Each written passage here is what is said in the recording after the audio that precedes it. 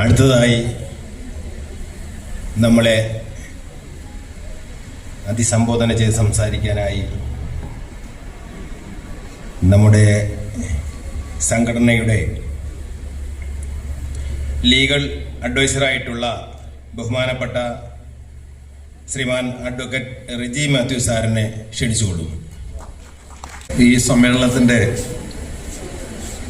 അധ്യക്ഷ പദം അലങ്കരിക്കുന്ന നമ്മുടെ സംസ്ഥാന പ്രസിഡന്റ് ശ്രീ റാഫേൽ മരോട്ടിക്കൽ, ഈ സമ്മേളനം ഉദ്ഘാടനം ചെയ്ത കേരള ഗവൺമെൻറ് നഴ്സസ് യൂണിയൻ്റെ സംസ്ഥാന പ്രസിഡന്റ് ശ്രീ KS സന്തോഷ്, ഇതിനാശംസകൾ നേർന്ന KGHEA മുൻ സംസ്ഥാന സെക്രട്ടറി ആയിട്ടുള്ള ശ്രീ വിളവൂർക്കൽ മോഹനൻ, ആശംസ നേർന്ന് സംസാരിക്കുന്നതിന് വേണ്ടി ഇവിടെ എത്തിച്ചേർന്ന NGO സംഘിൻ്റെ ജില്ലാ സെക്രട്ടറി ശ്രീ ജയൻ, NGO അസോസിയേഷന്റെ ജില്ലാ പ്രസിഡന്റ് സന്തോഷ് തോമസ്, സംഘടനയുടെ രക്ഷാധികാരി ബിജു, സംസ്ഥാന സെക്രട്ടറി നിസാറുദ്ദീൻ, ട്രഷറർ മഷർ മുഹമ്മദ് അലി, സംഘടനയുടെ സംസ്ഥാന ഭാരവാഹികളെ, സംസ്ഥാന കമ്മിറ്റി അംഗങ്ങളെ, പ്രിയപ്പെട്ട സുഹൃത്തുക്കളെ, 2025 ജൂൺ 17 നമ്മൾ ഈ സംഘടനയുടെ രൂപീകരണത്തിന് വേണ്ടി എറണാകുളത്ത് ഒരുമിച്ച് ചേർന്നത്. അന്നെടുത്ത തീരുമാനത്തിന്റെ അടിസ്ഥാനത്തിലാണ് ആരോഗ്യവകുപ്പിലെ നഴ്സിംഗ് അസിസ്റ്റന്റുമാരുടെയും ഹോസ്പിറ്റൽ അറ്റൻഡന്റുമാരുടെയും ഒരു പൊതുവേദി, ഒരു സ്വതന്ത്ര ഒരു പ്ലാറ്റ്ഫോം ഉണ്ടാക്കണമെന്നുള്ള ഒരു ആഗ്രഹത്തിന്റെ പുറത്താണ് KGNAF എന്ന സംഘടന രൂപീകരിച്ചത്. ഇപ്പോൾ ഇവിടെ മനസ്സിലാക്കുന്നത് നമുക്കിപ്പോൾ 11 ജില്ലകളിൽ നിന്നുള്ള പ്രതിനിധികൾ ഇവിടെ ഉണ്ട്. അപ്പോൾ സ്വാഭാവികമായിട്ടും ഒരു പ്രതിനിധി സമ്മേളനമാണ്. നമ്മൾ 2400 പേരെ അംഗങ്ങളാക്കിയെങ്കിൽ ഏകദേശം അതിൻ്റെ ഒരു 10% വരുന്ന ആളുകൾ ആണ് പ്രതിനിധികളായിട്ട് ഇവിടെ എത്തിച്ചേർന്നിട്ടുള്ളത്. തികച്ചും ദശയിലുള്ള അല്ലെങ്കിൽ വളരെ കുറഞ്ഞ കാലയളവിലുള്ള ഒരു തയ്യാറെടുപ്പും സംഘാടനവുമായതിനാൽ നമുക്ക് കുറച്ച് പാകപ്പിഴകളോ അല്ലെങ്കിൽ ചില പ്രതിനിധികളെ നമ്മൾ ഉദ്ദേശിച്ച രീതിയിൽ എത്തിക്കാൻ സാധിച്ചില്ല എന്നൊക്കെ നമുക്ക് തോന്നുന്നുണ്ടാകാം. പക്ഷേ ഒരു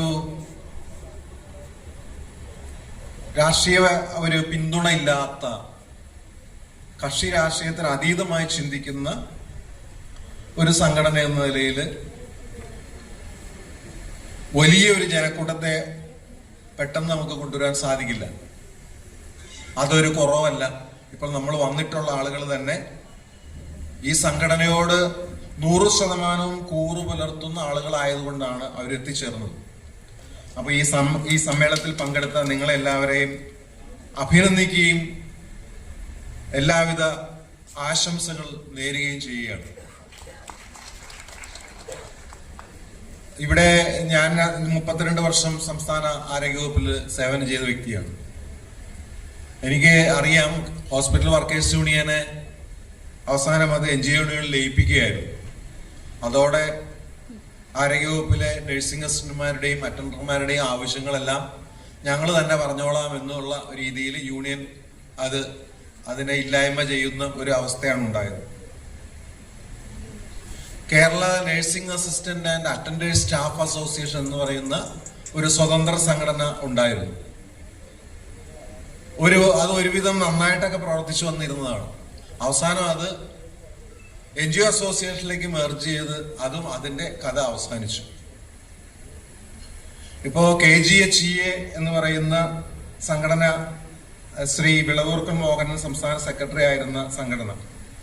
ഇപ്പോ ഞാൻ അതിന്റെ സംഘടനയുടെ സംസ്ഥാന പ്രസിഡന്റൊക്കെ ആയിരുന്ന 1-2 പേര്, ഒരാളെ എനിക്കറിയാം, എറണാകുളത്തുണ്ടായിരുന്ന ഈ ചന്ദ്രൻ എന്ന് പറയുന്ന അദ്ദേഹമൊക്കെ എനിക്ക് അറിയാം. ഞാൻ DMO ഉണ്ടായിരുന്നപ്പോൾ അദ്ദേഹം ജനറൽ ഹോസ്പിറ്റലിലൊക്കെ ജോലി ചെയ്താണ്. അദ്ദേഹത്തിന്റെ വീട് തിരുവാങ്കുളത്താണ്. വർഷങ്ങളോളം അദ്ദേഹം അതിന്റെ സംസ്ഥാന പ്രസിഡന്റായിരുന്നു. ജനറൽ ആശുപത്രിയിൽ ഉണ്ടായിരുന്ന ഒരു പ്രസാദായിരുന്നു ജില്ലാ സെക്രട്ടറി. അവരെയൊക്കെ എനിക്ക് അറിയാം. പക്ഷെ ആ സംഘടനയെ ജോയിന്റ് കൗൺസിലിൽ അഫിലിയേറ്റ് ചെയ്ത സംഘടനയായിരുന്നു. സ്വാഭാവികമായിട്ടും CPIയുടെ പിന്തുണയുള്ള സംഘടനയായിരുന്നു. 10 വർഷം ഭരണം ഉണ്ടായിരുന്നിട്ട് പോലും ആ സംഘടന എവിടെ എത്തി എന്ന് സംശയമുണ്ട്. ഇപ്പൊ അതിന്റെ അവസ്ഥ എന്താണെന്ന് അറിയില്ല. ഞാൻ പറഞ്ഞു വന്നത്, രാഷ്ട്രീയ പൊളിറ്റിക്കൽ അഫിലിയേഷൻ വേണമെന്ന് നിർബന്ധമൊന്നുമില്ല. പക്ഷേ കാര്യം നടക്കണമെങ്കിൽ ആരുടെയെങ്കിലും സഹായം എല്ലാം വേണ്ടിവരും. അപ്പൊ സ്വാധീനമുള്ള ആളുകളെ നമുക്ക് സ്വാധീനിക്കാൻ കഴിയുമെങ്കിൽ സ്വതന്ത്രമായ ഒരു സംഘടനയ്ക്ക് നിലനിൽപ്പുണ്ട്, അത് സംശയമൊന്നുമില്ല. രാഷ്ട്രീയപരമായ നമ്മുടെ അഭിനിവേശവും നമ്മുടെ കൂറും അത് നമ്മുടെ ഉള്ളിൽ തന്നെ ഉണ്ടായാൽ മതി. ഇവിടെ ഇരിക്കുന്ന എല്ലാവരും അരാഷ്ട്രീയവാദികളാണെന്ന് ഞാൻ വിശ്വസിക്കുന്നില്ല. വിവിധ രാഷ്ട്രീയ ആദർശങ്ങളോട് താല്പര്യമുള്ളവരും ചില രാഷ്ട്രീയ ദർശനങ്ങളോട് അകൽച്ച പാലിക്കുന്നവരും ഒക്കെയാണ് നമ്മളെല്ലാവരും. അതെല്ലാം അങ്ങനെ തന്നെ ഇരിക്കട്ടെ. നമുക്ക് എല്ലാവർക്കും ഏതെങ്കിലും ജനറൽ സംഘടന ചേർന്നാൽ പോരെ? അങ്ങനെയാണെങ്കിൽ NGOയിൽ ചേർന്ന നമ്മുടെ എല്ലാ കാര്യം അവർ പറയില്ലേ? NGO അസോസിയേഷനിൽ ചേർന്ന അവർ പറയും, അല്ലെങ്കിൽ ജോയിന്റ് കൗൺസിൽ ചേർന്നാൽ പോരെ, അല്ലെങ്കിൽ NGO സംഘിൽ ചേർന്നാൽ പോരെ എന്നൊക്കെയുള്ള സ്വാഭാവികമായ ചിന്ത ഉണ്ടാകും. ഞാനൊരു കാറ്റഗറി സംഘടനയുടെ സംസ്ഥാന ജനറൽ സെക്രട്ടറിയും പ്രസിഡന്റൊക്കെ ആയിരുന്ന ആളാണ്. അതേസമയം ഞാൻ അവസാന കാലഘട്ടത്തിൽ ലേ സെക്രട്ടറി ആയപ്പോഴത്തേക്കും കേരള ഗസറ്റ് ഓഫീസേഴ്സ് അസോസിയേഷനിൽ മെമ്പർഷിപ്പ് ഉണ്ടായിരുന്ന ആളാണ്. ഇത് രണ്ടും കൂടെ ഒരുമിച്ച് കൊണ്ടുവരുന്ന ആളാണ്. ഞാൻ KGOയിലെ അംഗം എടുത്തപ്പോൾ തന്നെയാണ് ഞാൻ Kerala health services ministerial staff അസോസിയേഷന്റെ സംസ്ഥാന പ്രസിഡന്റായി പ്രവർത്തിച്ചത്. അപ്പൊ നമുക്ക് ഇത് ഒരുമിച്ച് കൊണ്ടുപോകുന്നതിൽ പ്രശ്നമൊന്നുമില്ല. ജനറൽ സംഘടനയിൽ അംഗത്വം എടുക്കണമെങ്കിൽ എടുക്കാം, കുഴപ്പമൊന്നുമില്ല. പക്ഷെ നമ്മുടെ കാറ്റഗറിയുടെ കാര്യം വരുമ്പോൾ നമ്മുടെ സ്വന്തം കാര്യം പറയാനായിട്ട് അത് ഉറക്കെ പറയാനും അത് ആരുടെ അടുത്തും പറയാനും ഉള്ള ധൈര്യം കാണിക്കണമെന്ന് മാത്രമേ ഉള്ളൂ. അതിനുള്ള ആവേശം കാണിക്കണമെന്ന് മാത്രമേ ഉള്ളൂ. നമ്മുടെ പ്രശ്നങ്ങൾ ഈ പറയുന്ന ജനറൽ സംഘടന എല്ലാം പരിഹരിച്ചു തരും എന്ന് ഞാൻ വിശ്വസിക്കുന്നില്ല. അപ്പൊ ഈ പറയുന്ന ഒരു സംഘടന മതി എന്ന് പറയുന്ന NGO യൂണിയൻ എന്തുകൊണ്ടാണ് KGNA സപ്പോർട്ട് ചെയ്യുന്നത്? അതൊരു കാറ്റഗറി സംഘടനയല്ലേ? NGO അസോസിയേഷൻ എന്തിനാണ് നമ്മുടെ സന്തോഷ് പ്രസിഡന്റ് ആയിട്ടുള്ള KGNUവിനെ സപ്പോർട്ട് ചെയ്യുന്നത്? അപ്പോ അവർക്ക് എല്ലാവർക്കും അറിയാം അവരവരുടെ കാര്യം പറയാൻ അവരവർ മാത്രമേ ഉണ്ടാവുകയുള്ളൂ. പൊതുവായിട്ട് ഇങ്ങനെ പറഞ്ഞു പോകും. എല്ലാവരുടെയും നമ്മുടെ പ്രമേയങ്ങൾ വരുമ്പോൾ അല്ലെങ്കിൽ സംഘടനാപരമായ റിപ്പോർട്ട് വരുമ്പോൾ ഒരു അറ്റത്ത് ഒരു ശകലം നേരം ചിലപ്പോൾ ഈ പറയുന്ന കാറ്റഗറിയുടെ കാര്യം പറയുമായിരിക്കാം. പക്ഷെ ഇത്രയും നാളും ഉണ്ടായിട്ട് പോലും നമ്മുടെ പ്രധാനപ്പെട്ട ആവശ്യങ്ങൾ പോലും പരിഹരിക്കാനോ അത് അധികാരികളുടെ മുൻപിൽ എത്തിക്കാനോ ഈ പറയുന്ന ജനറൽ സംഘടനകൾക്ക് കഴിഞ്ഞിട്ടില്ല. അത് നമ്മൾ ആലോചിക്കണം. അപ്പൊ തീർച്ചയായിട്ടും നമുക്ക് നമ്മുടേതായ ഒരു സംഘടന എന്നുള്ള ഒരു ബോധ്യം, ഇതിനു വേണ്ടി സമയവും സമ്പത്തും ആരോഗ്യവും കുറെ വിട്ടുകൊടുക്കാൻ നമ്മൾ സന്നദ്ധരായ പറ്റും. അങ്ങനെ സംഘടിക്കുന്ന സന്നദ്ധരാവുന്ന ഈ സംഘടനയെ സ്വന്തം നെഞ്ചോട് ചേർത്ത് പിടിച്ച് ഇതിനു വേണ്ടി പൊരുതുന്ന കുറെ ആളുകളെ ഉണ്ടായാൽ നമ്മുടെ ആവശ്യങ്ങൾ പറയാനും അത് അധികാരികളുടെ മുൻപിൽ എത്തിക്കാനും നമുക്ക് സാധിക്കും. അതിനുള്ള ഒരു ആവേശമാണ്, അതിനുള്ള ഒരു തയ്യാറെടുപ്പാണ്, അതിനുള്ള പ്രവർത്തന പദ്ധതിയാണ് ഇനി നമ്മുടെ സംഘടന ഉണ്ടാക്കേണ്ടത്. സ്വാഭാവികമായിട്ടും ശമ്പള പരിഷ്കരണ കമ്മീഷൻ പ്രഖ്യാപിച്ചിട്ടുണ്ട്. അവരുടെ മുൻപിൽ പോയി ചർച്ച ചെയ്യാനായിട്ട് നമ്മുടെ ഡിമാൻഡുകൾ പറയാനായിട്ട് നമുക്ക് അവസരം കിട്ടണമെങ്കിൽ എത്രയും പെട്ടെന്ന് ഒരു 60 ദിവസം എന്ന് പറയുന്ന ഒരു അൾട്ടിമേറ്റ് നമ്മൾ നിശ്ചയിച്ച് ഇന്നു മുതൽ അതിനുവേണ്ടി ശ്രമിച്ച് നമ്മുടെ സംഘടനയുടെ രജിസ്ട്രേഷൻ എടുക്കണം. രജിസ്റ്റർ ചെയ്ത സംഘടനയ്ക്ക് മാത്രമേ നമുക്ക് അവിടെ സർക്കാർ ജീവനക്കാരുടെ സംഘടന രജിസ്റ്റർ ചെയ്യുന്നത് PRD ഡിപ്പാർട്ട്മെന്റിലാണ്. അപ്പോ ഉദ്യോഗസ്ഥ ഭരണപരിഷ്കാര വകുപ്പിൽ രജിസ്റ്റർ ചെയ്ത ഒരു സർവീസ് സംഘടനയായി ഇതിനെ മാറ്റണമെങ്കിൽ നമ്മള് നാളെ മുതൽ കൂടുതൽ ആളുകളെ ചേർത്ത് ഇത് രജിസ്റ്റർ ചെയ്ത് നമുക്കൊരു അംഗീകാരം കിട്ടിയാൽ മാത്രമേ നമുക്ക് ശമ്പള കമ്മീഷന് മുമ്പിൽ പോകാൻ പറ്റൂ. ഈ പറയുന്ന ആവശ്യങ്ങളെല്ലാം നമുക്ക് വേറെ ആരെങ്കിലും വഴി അവരുടെ ലെറ്റർ ഹെഡിൽ എഴുതി കൊടുക്കാം. പക്ഷെ നമുക്ക് നമ്മുടെ പ്രതിനിധികൾ, നമ്മുടെ സംസ്ഥാന പ്രസിഡന്റും നമ്മുടെ സെക്രട്ടറിയും നമ്മുടെ ട്രഷററും നമ്മുടെ വൈസ് പ്രസിഡന്റും എല്ലാം പോയി ശമ്പള പരിഷ്കരണ കമ്മീഷന് മുമ്പിൽ പോയിരിക്കണ്ടേ? ഈ പറയുന്ന ആവശ്യങ്ങൾ അവരുടെ മുമ്പിൽ ഉത്ബോധിപ്പിക്കണ്ടേ? അതിന് രജിസ്ട്രേഷൻ വേണം. അതിന് നമുക്ക് എത്രയും വേഗം നമ്മളൊരു 60 ദിവസം എന്ന് പറയുന്നത് പരമാവധിയാണ്. 60 ദിവസത്തിനുള്ളിൽ ഇതിന്റെ രജിസ്ട്രേഷൻ നടപടികൾ, ഞാൻ ഉദ്ദേശിച്ചത് സർക്കാരിന്റെ ഒരു സർവീസ് സംഘടന എന്ന നിലയിൽ ഉദ്യോഗസ്ഥ ഭരണപരിഷ്കാര വകുപ്പിൽ രജിസ്റ്റർ ചെയ്യുന്ന നടപടിക്രമങ്ങൾ പൂർത്തിയാക്കാൻ വേണ്ട കാര്യങ്ങൾ നമ്മൾ ചെയ്യണം. അങ്ങനെ ലക്ഷ്യമിട്ടുള്ള പ്രവർത്തന പരിപാടി നമ്മൾ കൊണ്ടുപോകണം. നമുക്ക് നമ്മുടേതായ ഒരു പ്രസ്ഥാനം എന്ന് പറയും, നമുക്ക് എല്ലാവർക്കും നമ്മുടേതായ ഒരു സ്വത്വബോധമുണ്ട് അല്ലെ? ഒരു മലയാളി എന്ന് പറയുന്ന ഒരു അഹങ്കാരം എന്ന് പറയുന്ന പോലെ ആരോഗ്യ വകുപ്പിലെ നഴ്സിംഗ് അസിസ്റ്റന്റ് അറ്റൻഡേഴ്സ് എന്ന് പറയുന്ന വിഭാഗം, ആ ഒരു സ്വന്തം എന്ന് പറയാവുന്ന ഒരു സംഘടന NGO അസോസിയേഷൻ എന്ന് പറയുമ്പോൾ കേരളത്തിലെ എല്ലാ ഡിപ്പാർട്ട്മെന്റിലും, ഇപ്പൊ മെഡിക്കൽ കോളേജിലായാലും ആരോഗ്യവകുപ്പിലായാലും ഫുഡ് സേഫ്റ്റിയിലായാലും അല്ലെങ്കിൽ ആരോഗ്യ മന്ത്രിയുടെ കീഴിലുള്ള ഒരു 5 ആയുഷിലായാലും എല്ലാത്തിലുമുള്ള, അല്ലെങ്കിൽ കേരളത്തിലെ എല്ലാ മന്ത്രിമാരുടെ കീഴിലുള്ള വിവിധ വകുപ്പുകളിലെ ജീവനക്കാരുടെ സംഘടനയാണ് അസോസിയേഷൻ. അതുപോലെ യൂണിയൻ എന്ന് പറഞ്ഞാൽ എന്താണ്? ഈ കേരളത്തിലുള്ള എല്ലാ വിഭാഗം സർക്കാർ ജീവനക്കാരുടെ സംഘടനയാണ്.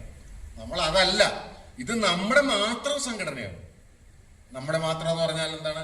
ആരോഗ്യ വകുപ്പിലെ നഴ്സിംഗ് അസിസ്റ്റന്റുമാരുടെയും അറ്റൻഡന്റുമാരുടെയും സംഘടന. അങ്ങനെ ഒരു സ്വത്വബോധം നമ്മുടെ ഉള്ളിൽ എങ്ങനെ ഉണ്ടാകണം? ഇതിനു വേണ്ടിയിട്ട് നമ്മുടെ ശരിക്കും പറഞ്ഞാൽ ഇതിനു വേണ്ടി എന്തും നേരിടാൻ നമ്മൾ തയ്യാറാവണം. ചിലപ്പോൾ ട്രാൻസ്ഫർ ചെയ്യുന്നൊക്കെ, ഇനിയിപ്പോ ട്രാൻസ്ഫറിന്റെ ഭീഷണിയൊക്കെ കുറയും. ട്രാൻസ്ഫറിന്റെ ഭീഷണി മുഴക്കിക്കൊണ്ടിരുന്ന ആളുകളൊക്കെ ഇപ്പൊ ട്രാൻസ്ഫർ ചെയ്യപ്പെടുക. അപ്പൊ അധികം ഇപ്പൊ ഇനി വന്നിട്ടുള്ള NGO അസോസിയേഷൻകാരൊന്നും അത്രയ്ക്ക് മാത്രം നമ്മളെ അങ്ങനെ ദ്രോഹിക്കാൻ സാധ്യതയില്ല.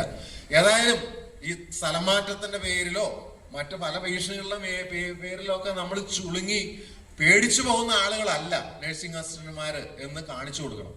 അപ്പോ ഇതിനു വേണ്ടിയിട്ട് സമയവും ആരോഗ്യവും കുറച്ച് പണമെല്ലാം വിട്ടുകൊടുക്കാനായിട്ട് തയ്യാറായി നമ്മുടെ സ്വന്തം പ്രസ്ഥാനത്തെ കരുപ്പിടിപ്പിക്കാൻ ഇവിടെ ഇരിക്കുന്ന ആളുകള്, ഇന്ന് വരാത്ത ആളുകളെ പറഞ്ഞ് ബോധ്യപ്പെടുത്തി കൂടുതൽ ആളുകളെ ഇതിനകത്തേക്ക് ആകർഷിച്ച് നമ്മുടെ സംഘടന ശക്തമായ ഒരു പ്രസ്ഥാനമായി മാറ്റാനായിട്ട് നിങ്ങൾക്ക് കഴിയണം.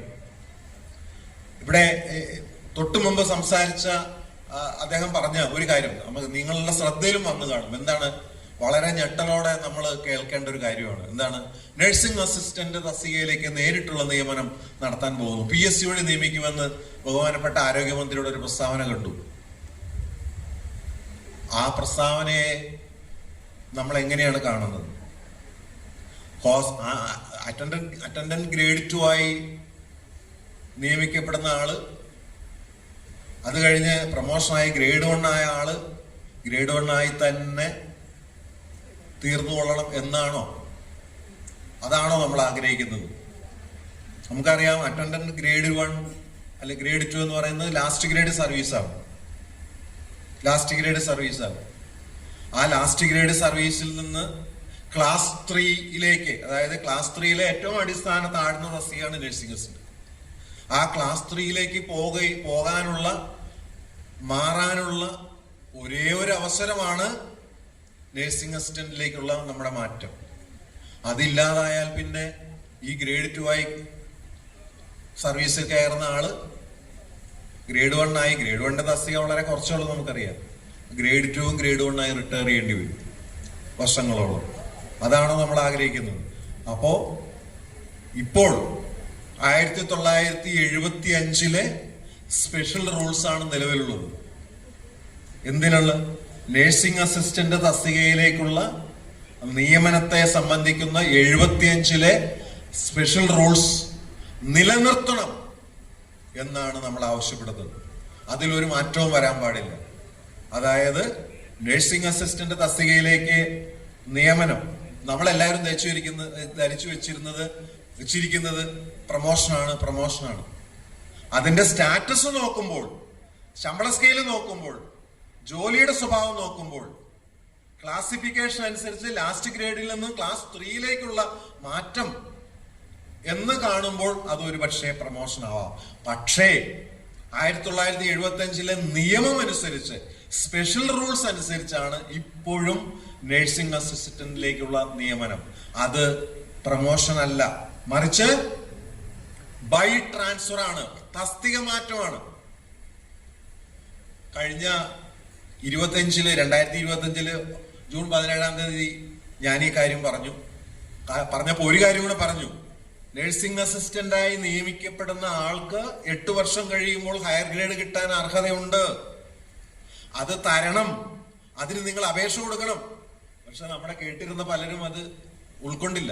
അതിനുശേഷം ഞാൻ കണ്ടു ചില ഗ്രൂപ്പിൽ 1-2 പേര് ആ പുള്ളി എന്ത് വിവരക്കേടാ പറഞ്ഞത്, നമുക്ക് എങ്ങനെയാ ഗ്രേഡ് കിട്ടണത്, നമ്മൾ ഗ്രേഡ് 1 ആയി, പിന്നെ ഗ്രേഡ് 2 ആയി, ഗ്രേഡ് 1 ആയി, നഴ്സിംഗ് അസിസ്റ്റന്റ്, ഇനി നമുക്ക് ഗ്രേഡ് ഉണ്ടോ? അപ്പൊ ഇത് കാര്യങ്ങൾ മനസ്സിലാക്കാതെയുള്ള വിമർശനമാണെന്നും എനിക്ക് മനസ്സിലായി. അപ്പൊ നമ്മൾ മനസ്സിലാക്കിയിരിക്കുക, നഴ്സിംഗ് അസിസ്റ്റന്റിലേക്കുള്ള നിയമന രീതി 1975 ഗവൺമെന്റ് ഉത്തരവ് പ്രകാരമാണ്. അതായത് special rules GOMS 201/75 health department dated 6/9/25. ഈ ഉത്തരവ് പ്രകാരമാണ് നഴ്സിംഗ് അസിസ്റ്റന്റ് നിയമനം ഇന്ന് ആരോഗ്യവകുപ്പിലും ആരോഗ്യ വിദ്യാഭ്യാസ വകുപ്പിലും, അതായത് മെഡിക്കൽ എഡ്യൂക്കേഷൻ ഡിപ്പാർട്ട്മെന്റിലും നടത്തിക്കൊണ്ടിരിക്കുന്നത്. അത് എന്ന് പറഞ്ഞാൽ ക്വാളിഫൈഡ് ആയ സീനിയറായ ഗ്രേഡ് 1കാരിൽ നിന്നും തസ്തിക മാറ്റം, പ്രൊമോഷൻ അല്ല. ഈ പ്രൊമോഷൻ എന്നാണ് 14 DMOമാർ എഴുതിക്കൊണ്ടിരിക്കുന്നത്. പ്രൊമോഷൻ അല്ല, തസ്തിക മാറ്റമാണ്. അപ്പൊ ഗ്രേഡ് 1കാരിൽ നിന്നും നഴ്സിംഗ് അസിസ്റ്റന്റ് തസ്തികയിലേക്ക് തസ്തിക മാറ്റമാണ് നടത്തുന്നത്. ഗ്രേഡ് 1കാരില്ല എന്ന് വെച്ചു, ഗ്രേഡ് 1കാർ ആരുമില്ല. പ്രൊബേഷൻ ഡിക്ലെയർ ചെയ്ത ഗ്രേഡ് 1കാർ ആരുമില്ല, ജില്ലയിൽ ആരുമില്ല. അവരെല്ലാവരും നഴ്സിംഗ് അസിസ്റ്റന്റായി പോയി, പിന്നെ ആരുമില്ല. അപ്പോ അങ്ങനെ ഉള്ളവരുടെ അഭാവത്തിൽ പ്രൊബേഷൻ ഡിക്ലെയർ ചെയ്ത സീനിയറായ ഗ്രേഡ് 2മാരെ നഴ്സിംഗ് അസിസ്റ്റന്റിലേക്ക് തസ്തിക മാറ്റം നടത്തുന്നു. ഗ്രേഡ് 2 ഇല്ല എന്ന് വിചാരിച്ചു. അങ്ങനെ ഒരിക്കലും സംഭവിക്കാൻ പോകുന്നില്ല. ആരോഗ്യവും ഗ്രേഡ് 2 ഇല്ലെങ്കിൽ പിന്നെ ആരാണ് അടുത്ത ആള്? ഫീൽഡ് വർക്കർമാർ. പ്രൊബേഷൻ ഡിക്ലെയർ ചെയ്ത സീനിയറായ ഫീൽഡ് വർക്കർമാരെ നഴ്സിംഗ് അസിസ്റ്റന്റ് തസ്തികയിലേക്ക് തസ്തിക മാറ്റം നടത്തുന്നു. ഈ 3 കാറ്റഗറി ഇല്ലെങ്കിൽ മാത്രമാണ് എന്ത് നേരിട്ടുള്ള നിയമനം, അതായത് PSC വഴി. ആരോഗ്യവകുപ്പില് PSC വഴി സാധാരണഗതിയിൽ നഴ്സിംഗ് അസിസ്റ്റന്റ് തസ്തികയിലേക്ക് നിയമനം നടക്കില്ല. കാരണം എന്താണ്? എപ്പോഴും ഗ്രേഡ് 1 ഉണ്ടാവും, എപ്പോഴും ഗ്രേഡ് 2 ഉണ്ടാവും. ഈ രണ്ടും ഇല്ലെങ്കിൽ ഫീൽഡ് വർക്കറുകൾ ഉണ്ടാവും NFCB യൂണിറ്റിൽ. അപ്പോ GOMS 201/75/HD ഡേറ്റഡ് 6/9/75 എന്ന് പറയുന്ന സ്പെഷ്യൽ റൂൾസ് നിലനിർത്തണം. അതാണ് ഈ സമ്മേളനം മുന്നോട്ട് വയ്ക്കുന്ന ഏറ്റവും പ്രധാനപ്പെട്ട ആവശ്യം. ഇത് ആരോഗ്യവകുപ്പ് മന്ത്രി ആര് പറഞ്ഞു മനസ്സിലാക്കും? ഈ സർവീസിൽ കയറിയിട്ടുള്ള, എംപ്ലോയ്മെന്റ് വഴി കയറിയിട്ടുള്ള ഈ ഗ്രേഡ് 2മാരുടെയും ഗ്രേഡ് 1കാരുടെയും ജീവിത അഭിലാഷമാണ്, ഒരേ ഒരു പ്രതീക്ഷയാണ്. ക്ലാസ് മാറി ക്ലാസ് 3 ആകാനുള്ള ഒരേ ഒരു പോംവഴി നഴ്സിംഗ് അസിസ്റ്റന്റിലേക്ക് ഉള്ള തസ്തിക മാറ്റമാണ്. അത് അട്ടിമറിച്ചാൽ പിന്നെ നമ്മൾക്ക് പിന്നെ വേറെ എന്താ ഗതി? അതുകൊണ്ട് നിങ്ങൾ ജാഗ്രതയോടെ കരുതലോടെ ഇരിക്കുക. ചിലപ്പോൾ വലിയ രീതിയിലുള്ള പ്രതിഷേധവും പ്രക്ഷോഭവും വേണ്ടി വന്നേക്കാം. അപ്പൊ നിലവിലെ സ്പെഷ്യൽ റൂൾസ് അട്ടിമറിക്കാനുള്ള ഏത് നടപടിയെയും Kerala government nursing and attenders forum ശക്തമായി എതിർക്കും എന്ന് നമ്മൾ പ്രഖ്യാപിക്കുന്നു.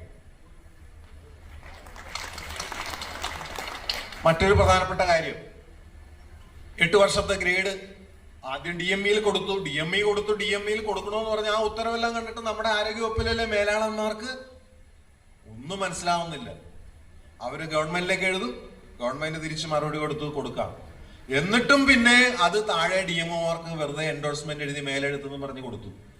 DMOമാരിലിരിക്കുന്ന ആളുകൾക്ക്, എന്റെയൊക്കെ സുഹൃത്തുക്കൾക്ക് അവർക്കും ഇതൊന്നും മനസ്സിലാവണില്ല. അവിടെ ഉള്ള നമ്മുടെ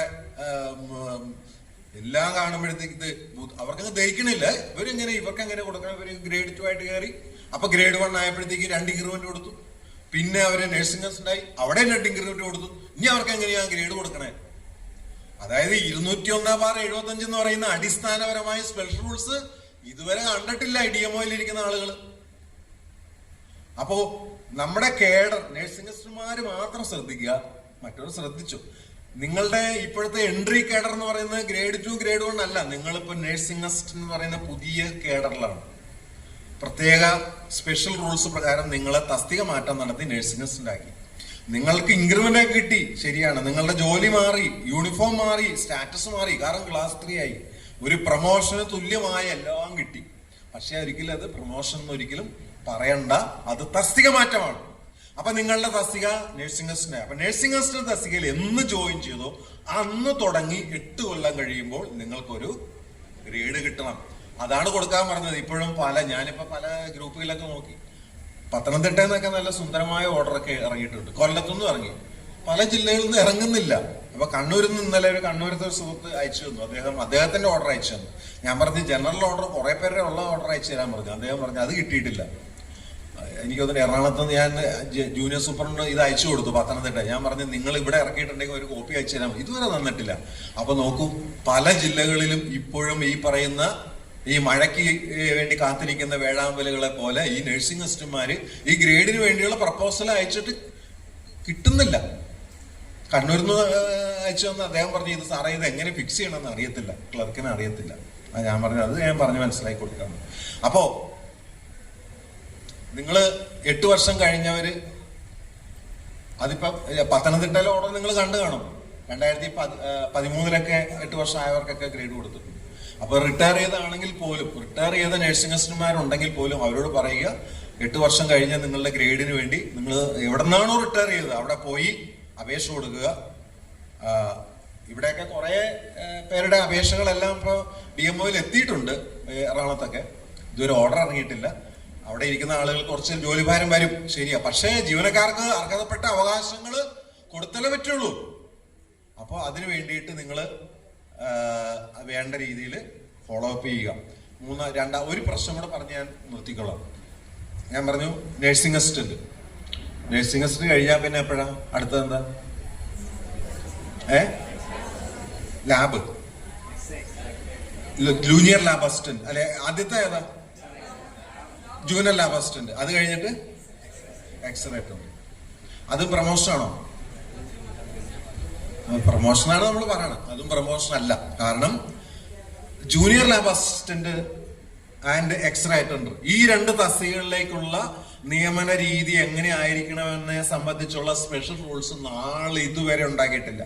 ഇപ്പൊ നഴ്സിംഗ് അസിസ്റ്റന്റ് ഈ പറയുന്ന 75 ഓർഡർ ഉണ്ട്. പക്ഷെ ജൂനിയർ ലാബ് അസിസ്റ്റന്റിന്റെയും എക്സ്റേ അറ്റൻഡറിന്റെയും തസ്തിക എങ്ങനെയാണ് നികത്തേണ്ടത്, അതിലേക്കുള്ള നിയമന രീതി എങ്ങനെയാണെന്നതിനെ സംബന്ധിച്ചുള്ള സ്പെഷ്യൽ റൂൾസ് നാളെ ഇതുവരെ ആരോഗ്യ വകുപ്പിലോ ആരോഗ്യ വിദ്യാഭ്യാസ വകുപ്പിലോ അതായത് DMEയിലോ ഉണ്ടായിട്ടില്ല. ചെയ്തു വരുന്നത് സീനിയർ ആയ നഴ്സിംഗ് അസിസ്റ്റന്റിനെ പ്രൊമോട്ട് ചെയ്തു എന്ന് പറഞ്ഞാണ് ഉത്തരവ് ഇറങ്ങുന്നത്. ആയിരിക്കലും അത് പ്രൊമോഷൻ അല്ല. അതും നഴ്സിംഗ് അസിസ്റ്റന്റുമാരുടെ അതേ തസ്തികയിലുള്ള അതേ ശമ്പള സ്കെയിലുള്ള തസ്തികകളായതുകൊണ്ട് അതും ബൈ ട്രാൻസ്ഫറാണ്, തസ്തിക മാറ്റമാണ്. പക്ഷെ ജോലി വ്യത്യാസമുണ്ട്. നമ്മൾ ഇത്രയും നാളും ചെയ്തിരുന്ന മുറിവ് വെച്ച് കിട്ടലോ ചീട്ടെഴുതലോ ഒന്നുമില്ല. ജൂനിയർ ലാബ് അസിസ്റ്റന്റ് എന്ന് പറഞ്ഞാൽ ലാബിൽ പോയി അവിടെ സ്ലൈഡ് കഴുകുക, അങ്ങനെ എന്തൊക്കെയോ കാര്യങ്ങൾ ചെയ്യുന്നു.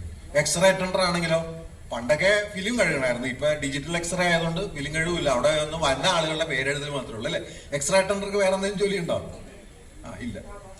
ഇല്ലാന്നാണ് എന്റെ അറിവ്. കാരണം ഞാൻ LS ആയിരുന്നപ്പോ അവിടുത്തെ എക്സ്റേ അറ്റൻഡർ അവർക്കെല്ലാം പക്ഷേ ഇത് കിട്ടും കേട്ടോ, സ്പെഷ്യൽ കാഷ്വൽ കിട്ടും.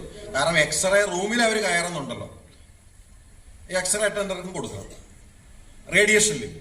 അപ്പോ ഈ പറയുന്ന ജൂനിയർ ലാബ് അസിസ്റ്റന്റും എക്സ്റേ അറ്റൻഡറും നഴ്സിംഗ് അസിസ്റ്റന്റ് അതേ സ്കെയിലിലുള്ളവരാണ്. അത് പ്രൊമോഷൻ അല്ല. പക്ഷെ DMOമാര് ചെയ്യുന്ന പ്രൊമോട്ടർ എന്നിട്ട് ഏത് സ്കെയിലിലേക്കാണ് പ്രൊമോട്ട് ചെയ്യുന്ന സ്കെയിൽ? പ്രൊമോഷൻ ആണെങ്കിൽ ഒരു ഹയർ സ്കെയിലിലേക്കല്ല തരേണ്ടത്. നിങ്ങൾ ശ്രദ്ധിച്ചിട്ടുണ്ടോ? ജൂനിയർ ലാബ് അസിസ്റ്റന്റിന്റെയും എക്സ്റേ അറ്റൻഡറിന്റെയും സ്കെയിൽ എന്നാ ആരോഗ്യവകുപ്പില്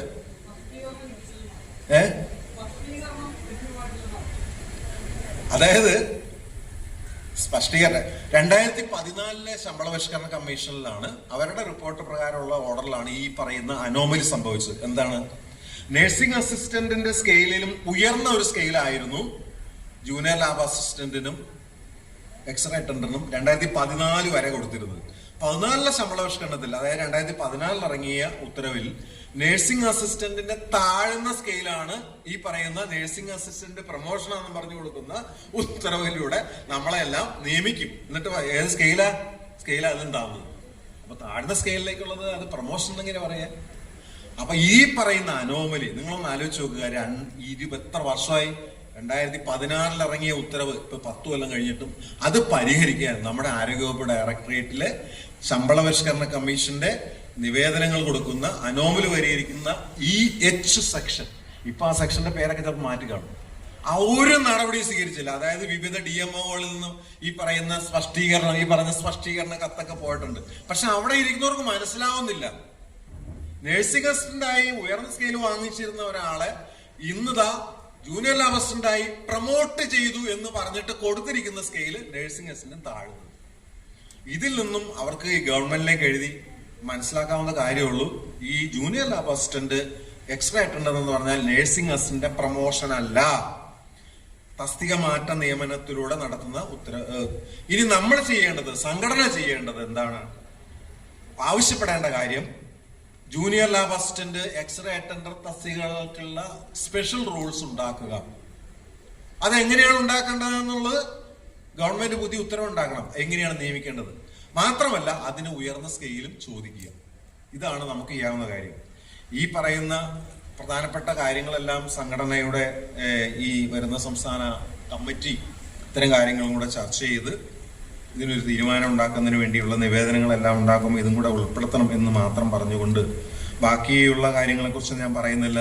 അതല്ല, പിന്നെ ചില കാര്യങ്ങൾ നമ്മൾ ജനറൽ സംഘടനയും കൂടെ പറയേണ്ട കാര്യമാണ്. ഇപ്പൊ NPS, DA കുടിശ്ശിക തരിക, പിന്നെ എന്താണ് പെൻഷൻ പ്രായം ഉയർത്തുക, ഇതെല്ലാം പൊതുസംഘടനകൾ പറയട്ടെ. നമ്മൾ തൽക്കാലം അത് പറഞ്ഞോ, പക്ഷെ അത് മുഖ്യമായിട്ട് നമ്മുടെ ലെറ്റർ ഹെഡില് അത് മാത്രം പറഞ്ഞു കഴിഞ്ഞാൽ അവര് ഇത് പറയാൻ പൊതുസംഘടനകളുണ്ട്. നമ്മുടെ കാര്യം പറയണം. നമ്മുടെ കാര്യം എന്താണ്? യൂണിഫോം അലവൻസ് വർദ്ധിപ്പിക്കുക. ഇപ്പൊ എത്ര? 2700 അല്ലെ? നഴ്സിംഗ് അസിസ്റ്റന്റും അറ്റൻഡറും അല്ലെ? അത് വർദ്ധിപ്പിക്കുക, കാലാനുസൃതമായി വർദ്ധിപ്പിക്കുക. പിന്നെ എന്താ? പോസ്റ്റോഡ് അലവൻസ് ഇപ്പോഴും നമുക്ക് എന്താ കിട്ടണേ? 100 രൂപ. 100 രൂപയ്ക്ക് എന്ത് വിലയുണ്ട്? ഒരു ചായ കുടിക്കണമെങ്കിൽ 15 രൂപ.